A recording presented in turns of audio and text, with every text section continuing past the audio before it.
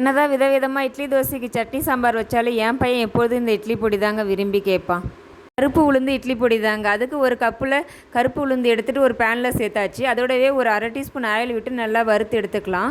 அதுலேயே பார்த்தீங்கன்னா ஒரு 1/2 கப்பு கடலப்பருப்பு சேர்த்து அதையும் வறுத்து எடுத்துக்கலாம். அதோடய பார்த்திங்கன்னா 1/2 கப்பு பொட்டுக்கடலை லைட்டாக சூடேறினா போதும், அதையும் வறுத்து எடுத்துக்கலாம். அதோடய பார்த்திங்கன்னா ஒரு டீஸ்பூன் சீரகம், ஒரு டீஸ்பூன் மிளகு, ஒரு 10 பல்லு பூண்டு, ஒரு 3 வரமிளகாய், அதிலே கொஞ்சோண்டு கருவேப்பிலை, அதையும் வறுத்து எடுத்துக்கலாங்க. அடுத்தது பார்த்திங்கன்னா ஒரு மிக்ஸி ஜாருக்கு மாற்றிட்டு கொஞ்சமாக தேவைக்கேற்ப உப்பு, பெருங்காயப்பொடி ஆட் பண்ணிவிட்டு ஒன்றும் பாதியமாக அரைச்சி எடுத்துக்கலாங்க. அவ்வளோதாங்க, சிம்பிள் ப்ராசஸ், ரொம்ப ஈஸியாக முடிஞ்சிடும்.